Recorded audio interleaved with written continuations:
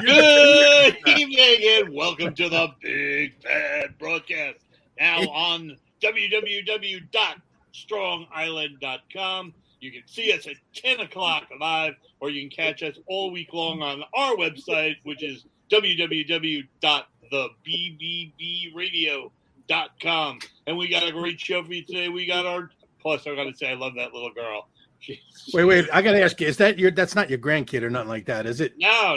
Because that kid is cute, and I just want to I hate cute. Shut up. Yeah, you reached out. She's going to replace me on the show. Thanks, guys. She's a great little actress. Little actress. Actually, maybe we could reach our agent and replace Craig with her. That madman is up in the corner. That is Mike Grief, dean of the Clown College. That's right. That's who I am, man. That's who I am. Yeah. Right. And underneath him is Craig Mitchell. Always underneath.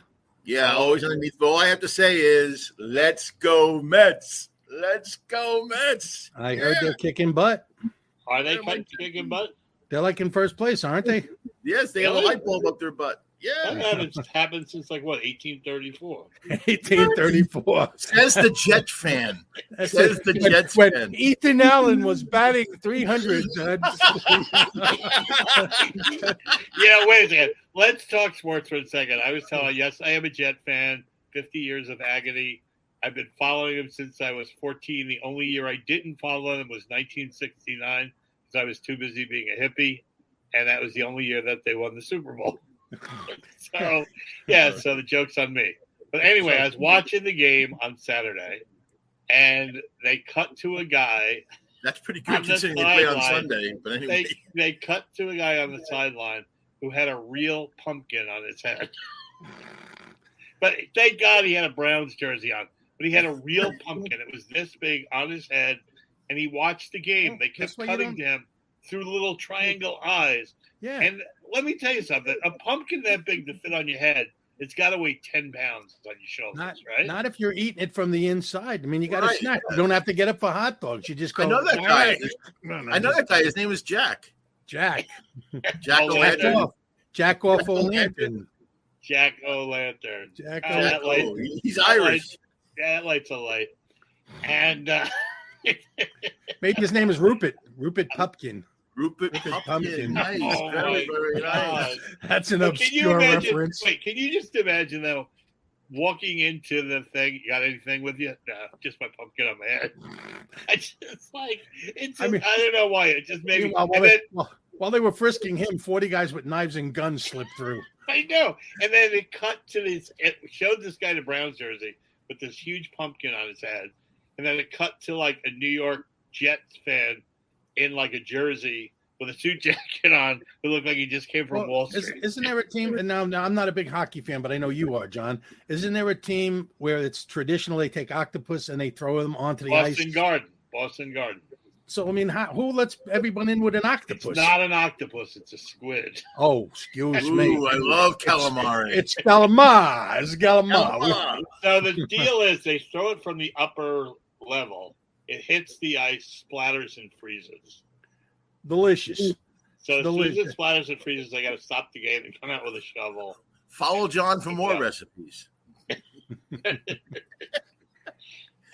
People like games like those maniacs, like in Green Bay where it's 47 degrees below zero. They have no shirts on. Yeah.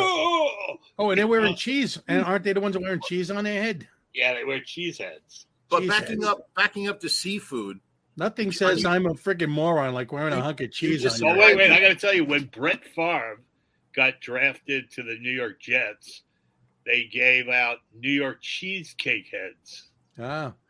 Yeah. And I have one. They're collector's items. There's a big piece of New York cheesecake on your head. Big New York piece of cheese. Baby cheesecake. Come on down. Anyway, all right. we should get this thing rolling. What was Greg talking about now? What were you talking about? Hey, Craig, when did you get here? I've been here for a while. Sorry, I was sleeping. I wasn't saying anything. I'll try to participate later. But no, I was going to say that you just survived Hurricane Ian, which is a terrible name, by the way, for a hurricane. I know. Who's afraid of Ian? Ian is like the little stupid English kid from, what is he, from the chocolate factory over there. It's an accountant. It's an accountant. Yeah, nobody's afraid of Ian. No, nobody. Because there was a guy on the ship, a Russian guy. His name was Ian, and he was like a bodybuilder, and I was afraid of him. Well, you were talking about octopus, but didn't you have sharks in your neighborhood? They had sharks in St. Swimming up. Oh, there you go. There we go. I like the wind. Come on, is that real? Is that real? It looks real. They say no. I mean, I think we need a bigger street. Hey, I'll be here all week. Well, anyway, listen, hey, we should right away say, hey, God bless everyone in Florida.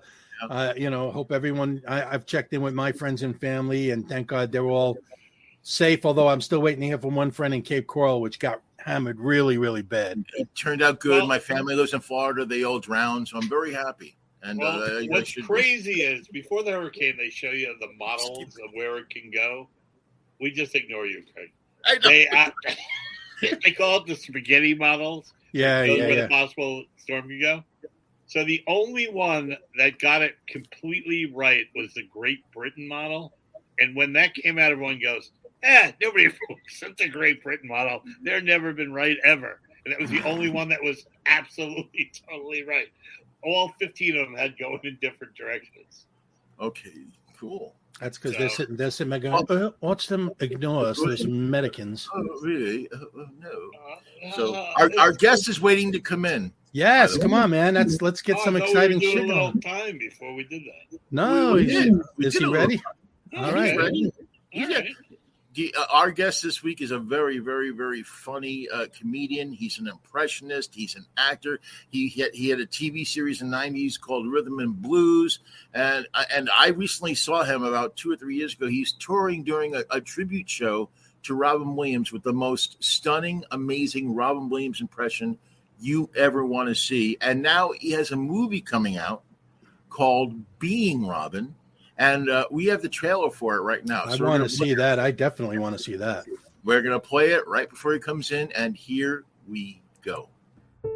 In the winter of 2014, I was convinced that I was possessed by the spirit of Robin Williams. I can't eat at Domino's anymore. Why? Because it gives me pizzeria.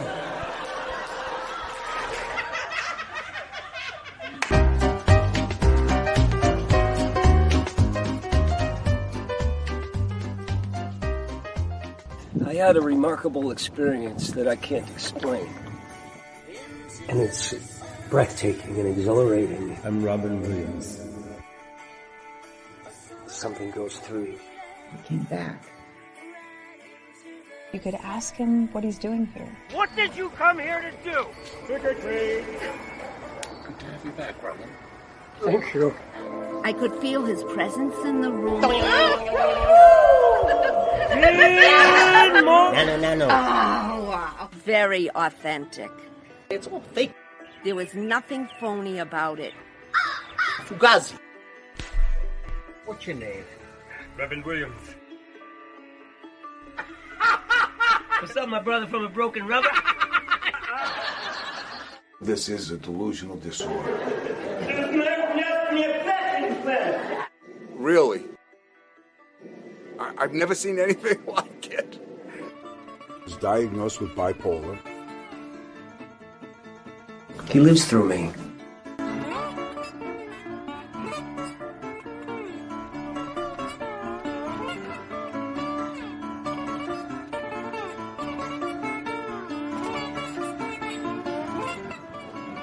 I've been trying to get a hold of you. I'd like to talk to you. It's been a while. Oh, dear puppet, I'll talk to you soon. I couldn't stop it, and I didn't want to. We were on a mission. What's on your mind, dear? I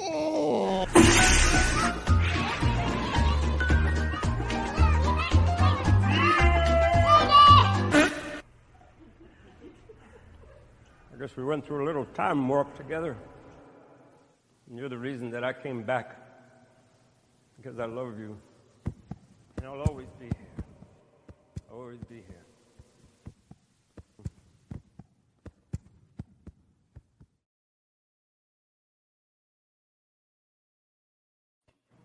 Yes. Yeah, we're Roger Kabler, everybody. All right. Wow, what an interesting looking film. I mean, now, so is this movie about you and your obsession with Robin, or is it a documentary about Robin? I like to call it genre fluid, which means I don't freaking know. What did I do? What did they say? What is this? I'm losing at all the film festivals because there's no category for what I did. Wow. It's actually a good sign because it's going to be a cult movie. Oh, it's definitely going to be a big hit, man. I mean, when Robin died, I think that broke the heart of the whole world. I won't even say just this country. It broke the world's heart. It did. And everybody was affected differently. And this movie is about how I was affected by his life, his work. And when he passed, and I couldn't handle it because I'm an impressionist. And he's been part of my act since I was a kid. And what happened? Thanks for having me on, by the way, guys. What happened Thank you for being here, man. It's good to be here. I can bomb right here in my own living room. This will be fun. Hey, Craig does it every week. Don't worry. Stop with that. So what happened was I had been retired from show business. I'm a painter now. You can see the stuff behind me. It's my stuff. Oh, I didn't know that. Yeah, I paint. That's what I do. That's my day job, right? Because I quit my whole show business. Isn't that what Hitler said when he gave up politics? Wow. Yeah, I bet you say that to all the Jews on Russia's channel. Oh my God. Good timing, Mike. Hey. Jesus. Where was I? Okay, I have some jokes too, but we'll get there. I don't worry about it. We're good. We're good, man.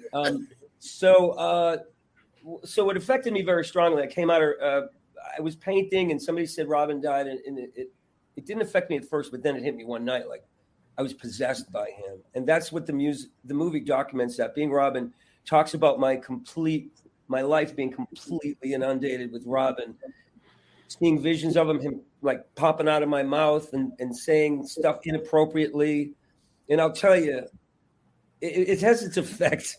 I don't know how far we can go on this show. Can we go pretty far? What's the language? You can go as far as you want. Go for it. I start doing this tribute, and one night, this drunk lady in the audience says, "Why don't you come out?" And she's got her big muscle-bound husband next to her. She goes, "Why don't you come out and have a drink with me?" And I said, because I'm sober, I said, "Well, I don't drink anymore, but I bet I could eat you under the table." Oh, and it was really an innocent thing to say, like having an eating contest, but the husband took it the wrong way. Right. Oh, no. You know, and it was that kind of thing that Robin continually comes out with, and he was very naughty.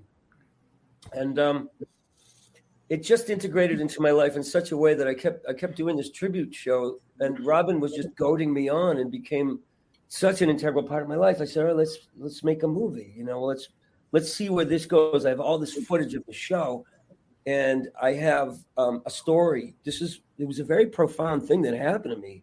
You go be Robin Williams for 5 minutes, it's freaking exhausting. Oh, yeah.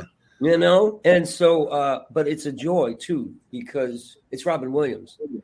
And people are very moved by the film, and they're very, it has a profound effect on people. And I think the effect is to bring people together. Yeah. And it's nice. There's a very humanitarian, and I hate to bring this up on a show like this, but it's a humanitarian mission that Robin and I are both on. And it's kind of gushy, and it's also really naughty. Like I said, Robin could get really kind of raunchy.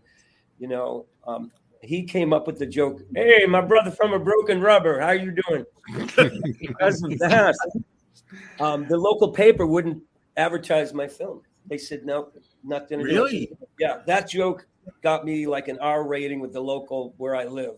That's amazing, because if it was real Robin Williams, they'd do it all. Even if they bleeped out certain things and whatever, you know, you're right. It's like a unifying thing. Robin Williams comedy itself, it's something that does bring the world together. And Robin was, you know, just amazing at that. I mean, were you like a huge fan of his stand? I mean, I enjoyed his stand up, loved his stand up, but I became more of a fan of his acting in later years. I mean, I just loved the characters that he had such guts, that guy.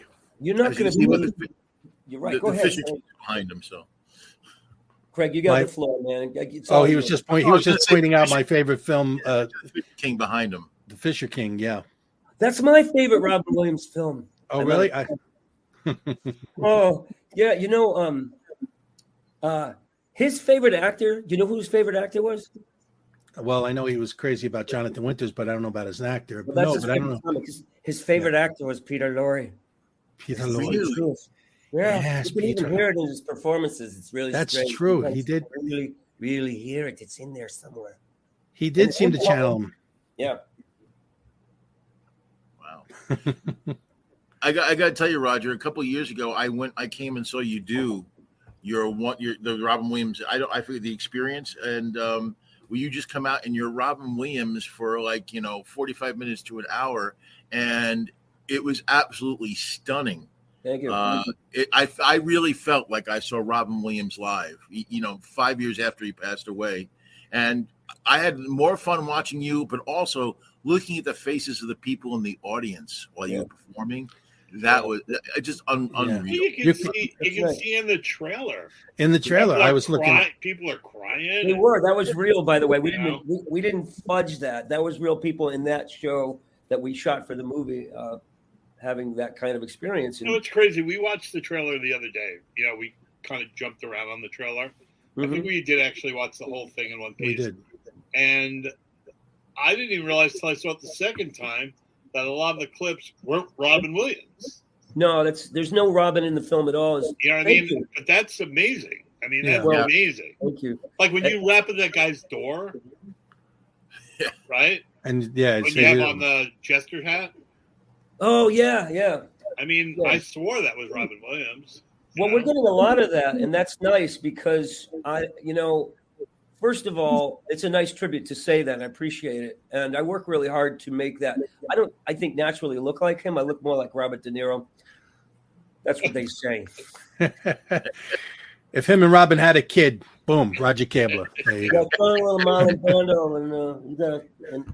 And Al Pacino is not to be left out.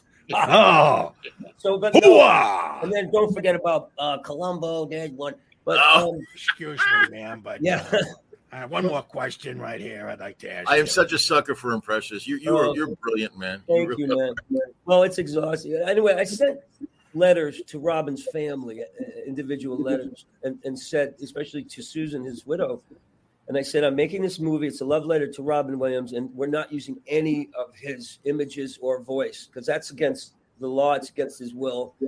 And it would have been a big no-no to even do that. The only one is this. This painting that I did of him. That's in the film, and that's okay. And so nothing of Robin's is in there at all, which is tricky. I haven't really heard back from his family, and I think it's good to just leave them alone. I don't need to shove anything in their face. That's proven to be a not good idea. I mention them in the film though in a very wistful way that you'll have to see it. And the movie is, you can go there going, wow, it's Robin Williams, it's going to be hysterical.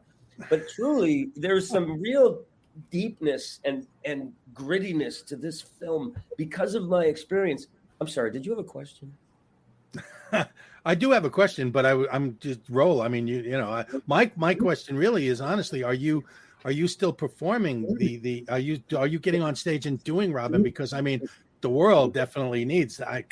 It's right now. Geez, I am. I'm doing a tour of Canada. I'm leaving in 2 days. Is it 2 days? Is this Friday or no? In 3 days, I go to Canada, New Brunswick, and Newfoundland, Nova Scotia to do an 8-show tour. And if you check, because I know 2 people whose tours have been canceled in Newfoundland because the place was destroyed from the hurricane. Well, I will have to go there and walk through puddles and shark-infested streets. No, I'm dead serious. A friend of mine just called me before the show, and he goes, "My whole tour of Newfoundland just got canceled." Who's your friend? I'm sorry. This guy Ed Fernandez. Yeah, they kept it going. We had to reschedule this thing 3 times because of COVID, and they said, "I don't even care if there's a theater, if there's some floating cushions out in the street. I don't even want to go to Canada. Why do I want to go there?" I mean, I love Canada. Don't get me wrong, but this is a funny time to travel. They got hit with a hurricane. They said they're doing it anyway. There's poutine, so there's that. What's poutine? Poutine is it's French fries. I've heard of poontang, but never it's poutine. French fries with what do they call it? Cheese curds. Didn't they take poontang? Didn't they take poontang to the moon? That was it. What is poontang with cheese curds? Is that what I just heard? It's French fries with cheese curds and gravy. It's called poutine. Oh, I'm sorry. That is so disgusting. I missed the joke. For our ladies, it wasn't a joke. I thought you said poontang with cheese curds. And what are you talking about? So, do you wake up in the morning with Robin's voice in your head? I mean, no, his thoughts. Like, why did they have to call the hymen? That's Robin's thoughts, and he does this bit about getting around with a pumpkin, which isn't in the show anymore. Yeah, but it's funny because afterwards you leave this gushy stuff in there because that's fun. But afterwards you carve the top off and you sprinkle it in the garden. And in the next year the pumpkins arrive, and one of them looks like Robin Williams. Jesus, why did you do that? So, but the show is generally clean. But Robin has thoughts that are so unsavory, and he still lives in my head. But honestly, that time 8 years ago, just after he died, I'm walking through the woods, and out of my mouth, like Tourette's came, I miss my kids. And I'm like, what? Wow. I'm like, I didn't come up with that. That just. Did you ever meet Robin? No, but he saw me do him on TV years ago. Yeah, about 2010 or something like that. He saw me do him. I'm jealous of a few. We have a few friends. We've had a few on the show that have actually. Rick Overton used to improv with him a lot. Yeah, my buddy Monty Hoffman. You know, a lot of these guys came up with Robin. Yeah, Rick's a friend of mine too, and he told me that Robin enjoyed my impression of him, and that was nice to hear. But I never met him, except in my living room where he comes daily to party. I was 15 feet away from him at Stand Up New York one time, wow. And I was just starstruck. And was he doing a show? Huh? Did he? No, he was sitting at the bar, just talking. I don't know whether he performed. I don't even remember why I was there. I mean, I'm a comic. I wasn't performing, but I really wanted to go over and say hi, and I just didn't have the guts. I just couldn't do it. I was afraid to. I wish I had. But. I understand. I have some regrets like that too. Well, that's an intimidating thing. I saw Richard Dreyfuss eating lunch, and I really wanted to go over to him. And I thought he was going to go, hey, you want me to call the cops? Come on, get out here. Eat my lunch here, you know? I had that with Rodney once, man, at the really? At the Laugh Factory. You know, I was doing a spot at the Laugh Factory, and there's Rodney is out in the audience with a few women, and obviously he's just stoned. And I'd been a regular at Dangerfields in New York, you know, so I go up to him and I'm going to tell him how he's my idol and I love the guy and this and that. And, he's like, yeah, that's great. Take off, kid. You know, it's kind of I went from fucking loving him to wanting to murder him, you know? Yeah. Can you imagine? I mean, being a celebrity, people are bombarding you. And I mean, I've only been a marginal celebrity, and I was bombarding everybody else. I don't remember being bombarded, but in those days, like Robin said, I was on everything but skates. And it was a lot of weird, I mean, there was a lot of people moving in and out of the clubs, just like you said. You saw Robin.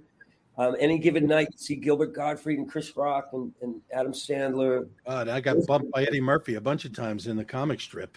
Sorry. Yeah. I got bumped by Chris Rock, oddly enough, in the comic strip. So it's a trend. Yeah. I got bumped by Seinfeld. I got bumped from the Tonight Show by Jay Leno, and then he calls, hey, we're sorry. I was like, because Ross Perot, he goes, yeah, well, I said, I know it sucks because I wanted to go promote my show, but it's okay. I get it. Ross Perot was on 3 segments, and I didn't get a chance to get on there, but that's showbiz. You do a ton of impressions. Now, I was going to ask, is Robin your favorite impression, or do you have other impressions that your favorite, or is Robin just the one that you connect the most to spiritually? Actually, when you put your head down like that, he looks like Peter Falk more than anything. I know you're talking about. I just saw Peter Falk. You do the eye too. That's amazing. I have it naturally, but Kevin Pollak owns that one. I was first to do Christopher Walken. Nobody knows it. It was weird because I just started doing it, and I don't do the best. I just do it as if I'm having a nervous breakdown. But other people really refined it, but I was the first one to do it. If on Evening of the Improv, I did a piece called My Six Dads, and that was the first time Christopher Walken. But other people do it much better. They're better impressions, but I do some people that you know. Have you ever seen that skit on Saturday Night Live where they had the Christopher Walken family The reunion? Continental. The kind of No. They had the Christopher reunion where Walken. everybody does walking. Every single person walks in and does It's Christopher Walken. He's from my neighborhood, man. He grew up in Astoria, where his family had a bakery not far from where I lived.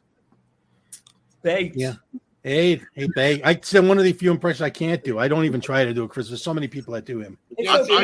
I saw an interview with him once where they go, "You're in every movie." And he goes, "Because they're all crap. Every movie's crap. So if it doesn't matter if you're doing a crappy movie, you can do a crappy movie because they're all crap." Now it's Christopher Walken. I'm trying to think. Has he done a movie with Robin Williams? Yes.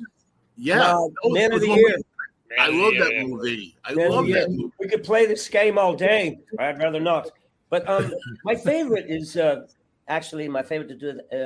I'd rather do Anthony Hopkins. I tried to do it occasionally, but it doesn't work out very well, does it? No. Wow.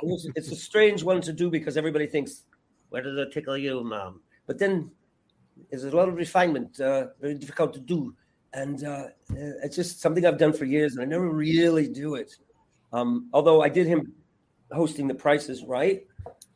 And The Price is I don't do films anymore. Host The Price is Right.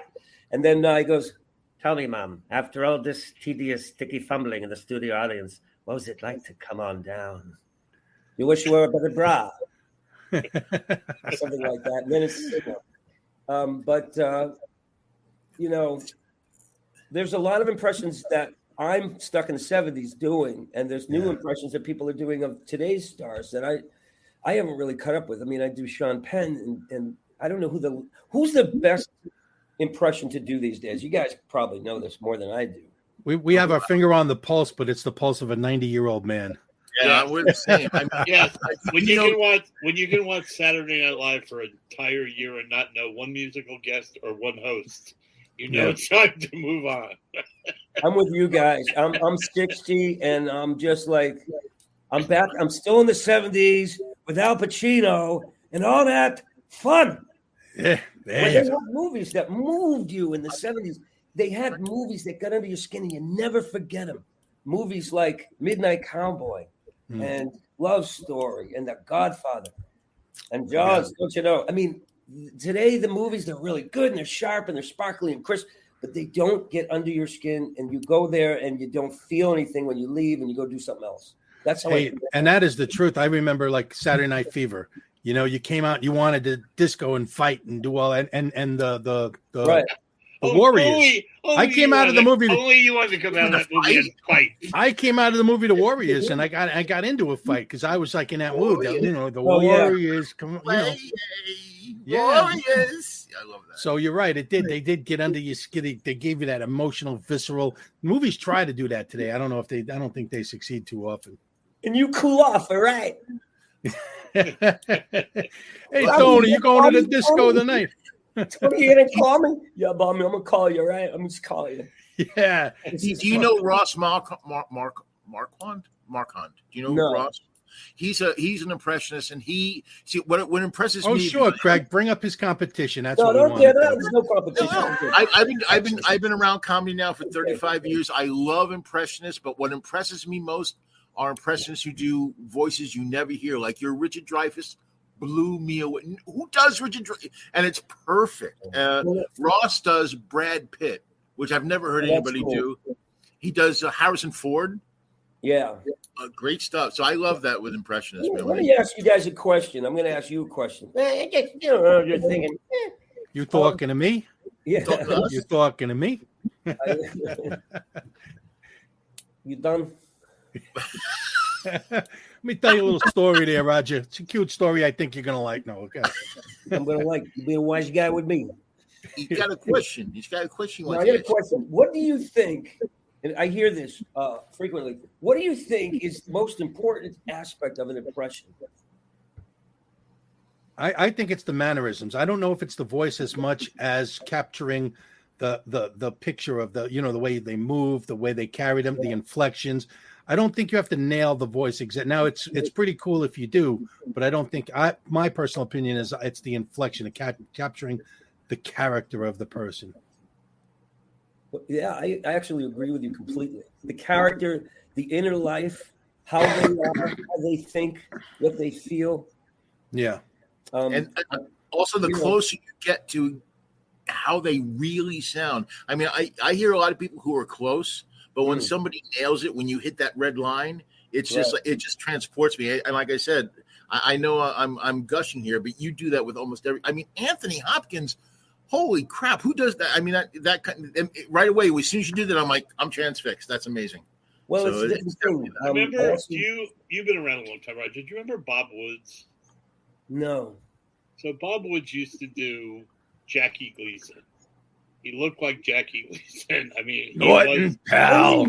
I think I do know who it is. Does he also do Curly from the Three Stooges? Yeah.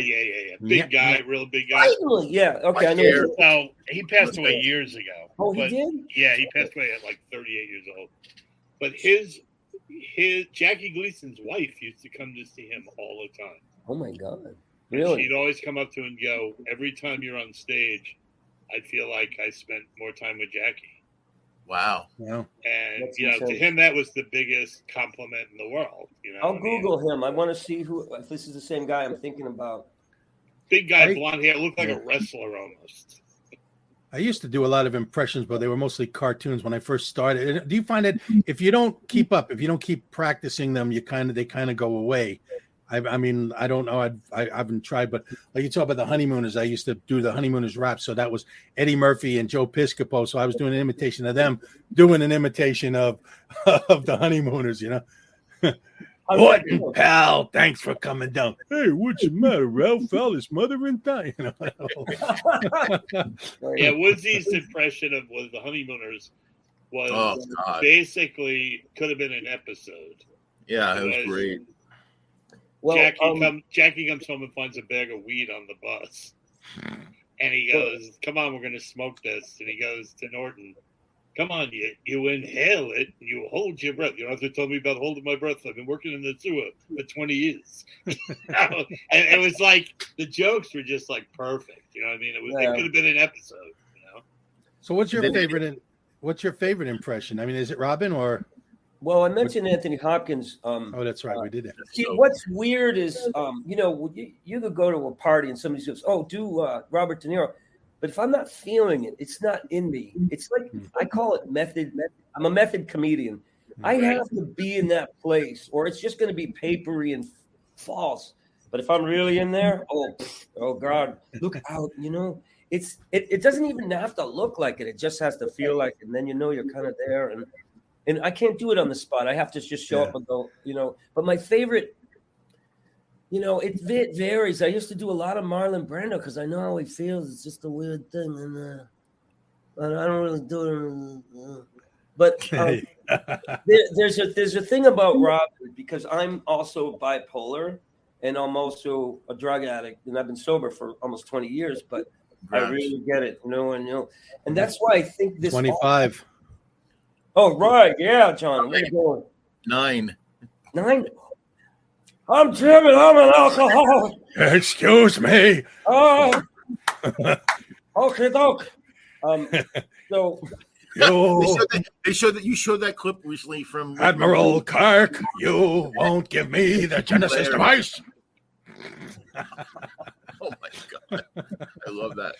Yeah, I was saying you showed that clip of you doing Doc Brown and Marty from Rhythm and Blues. I think you shared it on TikTok. Yeah, I did. I've been just playing on TikTok for a while and trying to get the movie out. And, if I could just talk about the movie again for another minute. Yeah. Guys, I've been in show business for since I was 11, and I'm 60 now. And sorry to make this about me, but you're the guest. You're the guest. Yeah, I know, but I'm being very entertained by you.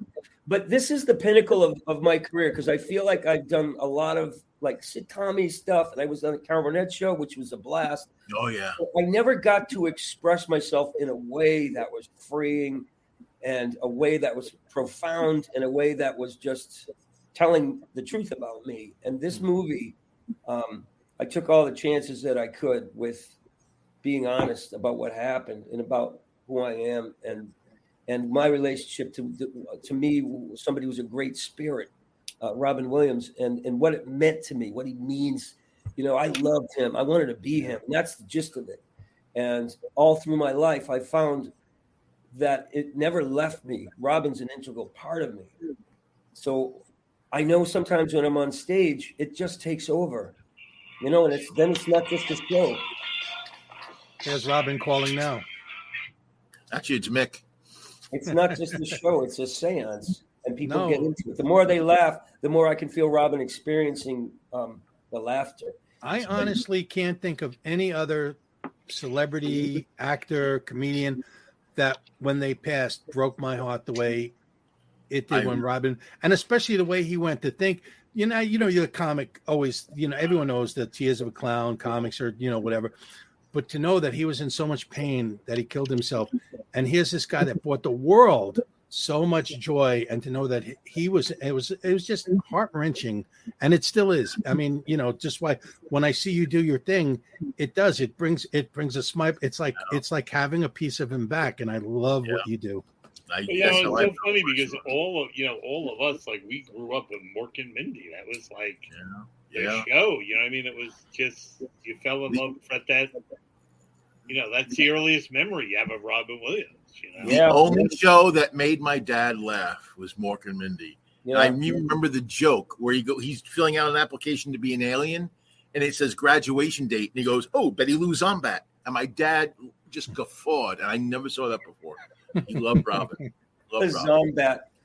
Well, he was also naughty in that show when she said, Mindy says in the first episode, she goes, "You're not going to hurt me, are you?" And he goes, "No, I wouldn't hurt her hair in your chole cho cho." It wasn't hair either. It was something else. It was something else. But he was slipping these things in there all the time, and you go, "I know what that is. I know what that is." But well, he left such an integral impression. I mean, every for how many years? Think of all the movies that he did, and you think how each one of them and the characters, and you talk about honesty and how honest it's amazing because comedians are generally, you see a lot of them and you meet them and they're shy, they're refined, they're kind of like timid in real life, but like they expose themselves through their work, and you talk about honest and, geez, it doesn't get much more honest than Robin Williams. Go ahead, Roger.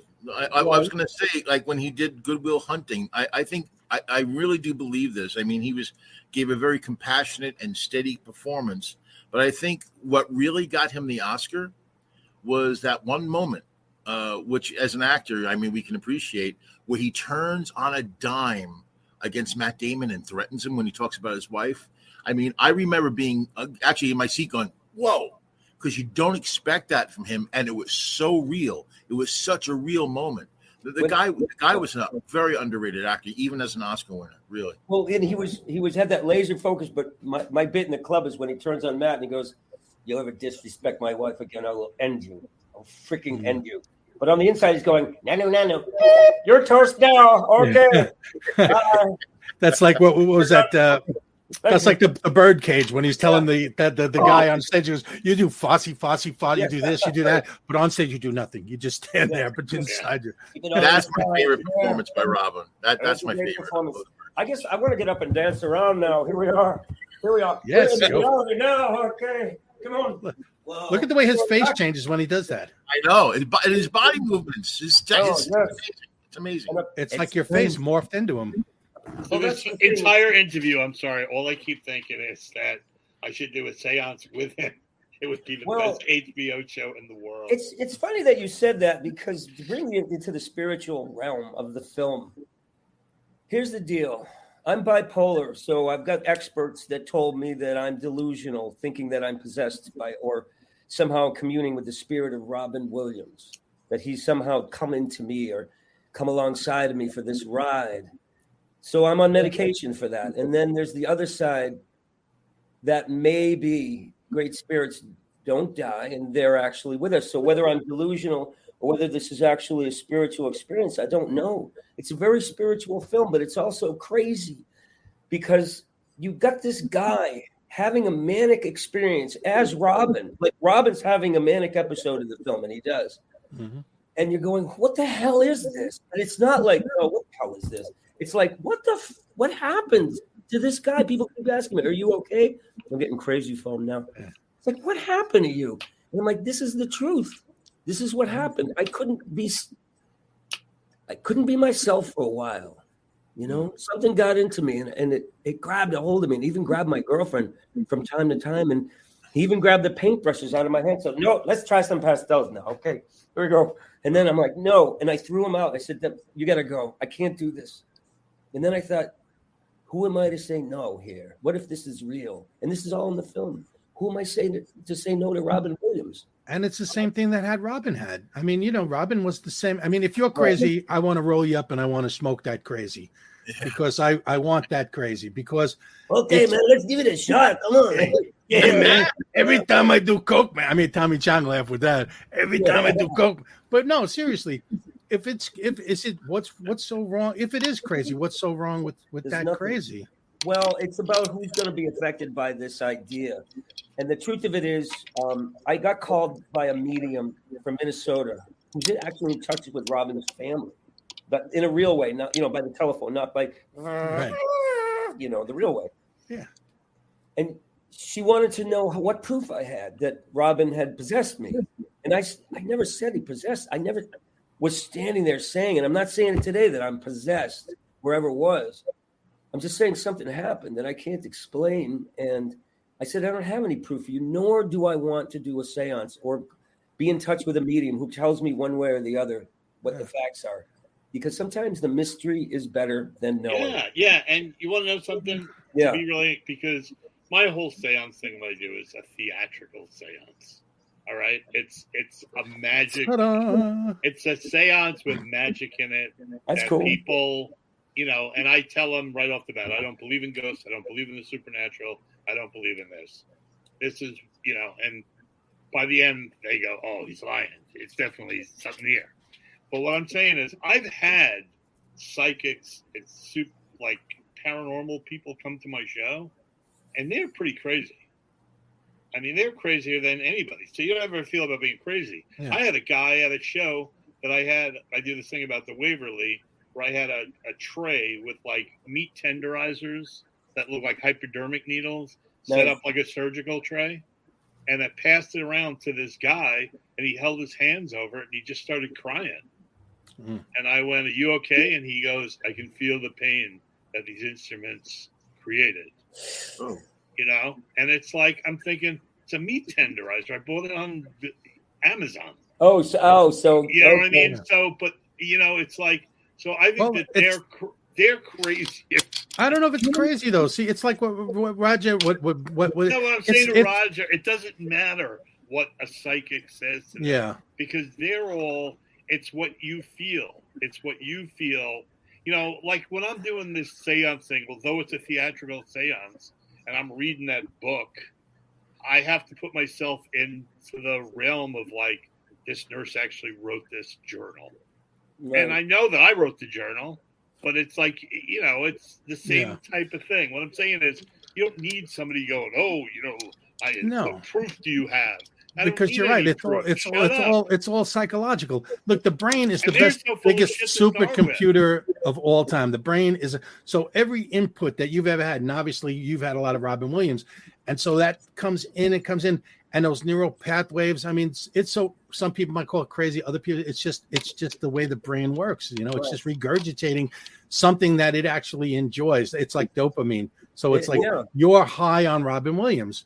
Very. You know? It's actually more than that, Roger. I'll tell you, because when I saw you live, and this is something I've never shared with you, but it occurred to me, especially now that you started talking about you don't know if it's real. What do I do?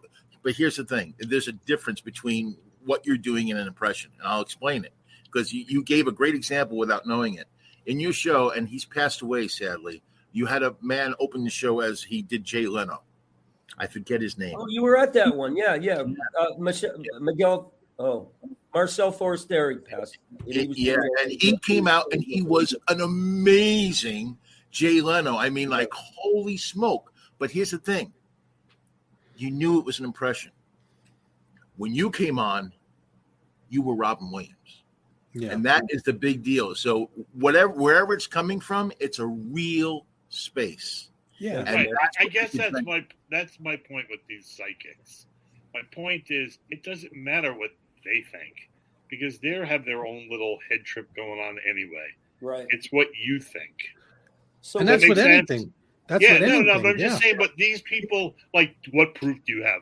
Well, who are you to ask me what proof I have? Hey, look, I've got people in the movie that are saying this guy's a fraud. It's fugazi. It's a fake. I got people punching me out because they're under the impression that I'm trying to pull something off, and they need to be included. The people that are going, yeah, right, are part of this movie. They're part of this mystery. Sure. You can't just say, well, no, they're all wrong. I don't know.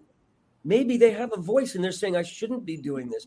And all the voices need to be heard. And it's to me, it's an inclusive film because the controversy is part of the film that makes it go. And I just want to say something else about the film since I'm here. I had the opportunity to really go to Hollywood and make this a big film. And I know I've been through Hollywood, and so have you, Craig, I'm sure, and you guys. I didn't think the film would ever get made. I thought, it's going to get tied up in legal for the next 3 years. So I went probably get recast. Knowing Hollywood, it would get recast. Well, yeah, and they could get Jamie Costa. They could get the guy who hosts Jimmy Fallon would do a fine job. Fine. But it's my story. The movie is not a Robin Williams biopic. It's a Roger Kabler happening. It happened. And I decided to shoot it myself. And it's all this footage of me doing Robin in concert. And I just want to tell you, guys, here's the poster for the premiere. It's in Boston on Friday, October 28th at the Regent Theater. It's actually in Arlington. This is a really unusual film. You haven't seen anything like it. It's also not super slick technically, which is, it's kind of a choice, but it's kind of like, well, that's the money we had. And I don't like super slick. I don't like everything has to be like crystal and perfect. And I like the tone of the film because the music is a big part of it. Here's a question: How am I going to get? How am I going to get to see it? Hold on, I'm going to get there. It's also more like a scratchy LP than a crystal clear, digital sound. That's good. How you're going to get to see it is November 1st. You can go to beingrobinthemovie.com, and there's a button you can push, and that will give you the movie for $15. Okay. And if you want the DVD, you can get it. I'm probably a little bit more. I haven't priced it yet, but we will send that autographed DVD to you, and it's a nice Christmas gift. And the reaction that I'm getting on TikTok is telling me we're gonna do a lot of this, and I just want to share this movie with the world. I've been working on it for 4 years. I mean, look at me, I'm friggin' spent, but I'm excited about it because I've never done anything. I produced this thing, and I directed it and acted, and I edited it for 2 years. I'm tired, but I think I really at this point need to share this movie because it's a humanitarian effort, and the love of Robin Williams brings people together. And his message in the film is very powerful, and you have to see it. Well, I'm grateful that you put it. I'm grateful. I'm sorry, Mike. I said, did you get any reactions from people who screened the film? Like any initial reactions? Well, yeah. I mean, it's been incredible. I didn't expect it, but I showed a rough cut on November 12th, almost a year ago. And there was 50 people, and some of them were friends, and a lot of people that I never met. And all the reactions, it was an anonymous questionnaire, and they all said the same thing. They said they were very impacted emotionally by it, and the sound sucked. So I have to another 8 months fixing the sound and making it a little more. So like every time my mother saw it, she's got some dementia, and she forgot that she saw it. But every time she saw it, she'd be like, "I don't get. What did he say?" And so the last time I showed it to her, she heard everything, and I said, "Okay, we're done." So I showed it, but the people that have seen it are writing incredible things about it, and I know that it's special. At that point, on November 11th or 12th last year, if people didn't like the rough cut, I was going to let it go, but they went crazy. And there was one person I ran into with his wife who I never met that said they went home and they talked about the film for hours. And I didn't expect to make a movie like that. Yeah. You know? Well, I'm grateful that you put it down while you had the energy, because you're talking with guys here that understand being tired, being spent. And you have to finish a project like that while you have the spirit and the energy. And I'm glad that you did. I'm grateful that you did. I'm getting the sense that we're winding down now. Yeah, we're about 3 minutes or 4 minutes. I just want to plug it one more time. Why don't you come back after it premieres? Oh, that would be great. Yeah, we totally will. But understand, the premiere is October 28th. The movie will be open to the public on November 1st. You go to beingrobinthemovie.com. You can see the trailer. You can look at what people are saying about it, read the reviews, the articles, and the interviews. And I'm just blown away by this, because I never thought I would act again. I never thought I'd be back in show business. And frankly, from all the drug abuse, I never thought I'd be alive. So it's all gravy. That's what they told me. I'd never work again after all the charges were dropped anonymously. But, hey. Roger, the whole reason why I met you back in, I think it was at Eastside Comedy Club. It had to be 35 years ago. I called up asking for a spot, and I got Joan St. Ange. I don't know if you know Joan. She was a comic. She also worked for Omnipop, and she used to book some of the shows at Eastside.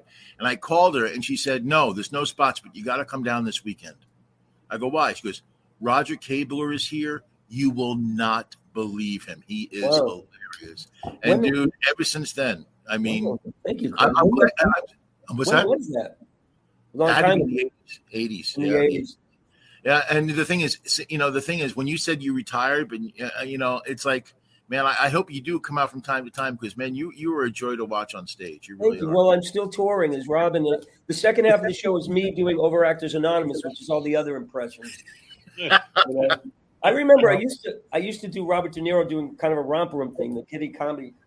Oh, and my I God. picked my finger up, and some guy got up to go to the bathroom. And I said, "Where you going?" "Sit down." "What are you doing?" What are you doing? And I put the finger at him and said, "Sit down. I'm serious." And after he sat down, I go, "What is the finger? What are you doing?" But it was fun, Well, I'm excited to see the film. I am really excited to see it. Yeah, me too. I'm excited to rest and retire and do other things. You guys are wonderful. I haven't had this much fun ever doing an interview. And thank you for hearing me. And it means thank a you lot. for being here, man. And you're all very funny too, by the way. I enjoyed your stuff. Thank you. Well, it was incredible having you here, man. I mean, I'm not just saying it. I'm excited about seeing this film, because I can already tell it's going to make me laugh and cry and all of that stuff. It's just going to evoke a lot of emotion, and I'm really looking forward to it. All you guys, you don't know about the grief is that he is actually a big teddy bear. It's okay. He's a big scary teddy bear. Nobody expects me that I'm one of your tribe. I'm a Jew too. I'm a Jew. You're a Jew. We're Jew. We are Jew. No, I told him he should have been the world's most intimidating Jew. I'm the undercover Jew. I'm the undercover Jew. I'm the guy they send to the rallies. Goes, nah, come on, yeah, kill him. And I go back. In the kishki, get him in the kishkis. And I'm a Met fan who sits on light bulbs. That's me. Okay, good. All right. All I know is I want a good Knish, and I hear there's a Knish shortage. Knish crisis. It should be a niche. I'm telling you, the K should be silent. Knish crisis. The guy told me at the bagel store, there's only one Knish. I want a Kasha Knish. The entire country in Brooklyn, and it burnt down. Is there a black market? Knish crisis. Underground Knish, black market for Knishes. Hey, buddy, I got the Knishes over here. Hello, welcome. I got some kishki in the back. Round ones. I got the round ones. You got any kugel? I need some kugel. Hey, when women don't exercise, they lose the kugel. It gets a little floppy. Right. You know what I mean? Hey, kid, you want a bialy? I got a bialy here, real nice. Yeah, I got a nice raisin rye. Ooh. No. There is no raisin rye. What the hell am I talking about? I almost bought matzah last. See, now I'm almost sorry that I went. I went vegan. I can't believe it's not matzah on the box. I can't believe it's not matzah. Nice. I'm not buying that. It looks unleavened to me. I don't know. It's kind of flat. That one went flat right there. I don't know. One of my favorite jokes of Robin is he's doing Moses. Come on, everybody, we're leaving. When they're leaving Exodus, come on, take everything but the crackers and the foreskin from your penis. Let's go. Where are we going? We're going to the business 40 years, and we're going to screw up the traffic in Miami. Let's go. I should have done more Robin in the interview, but you just see the movie. You see the movie. You get We'll the see ride. John, you ready to take us home? Yeah. We ready? John, take us home. There we go. All right, it's John Fertino here for the Big Bad Broadcast, and let's thank our guest, Roger Kabler. Yes, Roger, Being Robin. Make sure you see that movie, Being Robin. We're all going to see it. It looks great. Great guest, great interview, and then we have, of course, Mike Grief. Oh, yeah. By the way, they make great sex toys, guys. It's a great sex toy. But you want to make sure your wife does the one with your name on it. That's it. By the time you get to the elbows, you're screaming, but it's a way to go. And Craig said it's better than a light bulb. Better than a light bulb. Better than a light bulb, Roger. Yeah. If I were all right, let's get out of here before we deteriorate to crazy town. Yes. I'm sorry. Also, remember, you can see us on Roku. Download the Strong Island Entertainment app. You can watch us as we appear Friday nights at 10, and we're there all the time on video on demand, just so you know. Roku. Hello, Roku. Very good. Got the Spuckers in the Connecticut. Strong Island TV. Come to Strong Island. You watch 3 shows, you get free Knish. Yidle deedle diddle deedle diddle deedle diddle dum. Bye, everybody. All right. So here from Hurricane Headquarters, we're saying goodbye.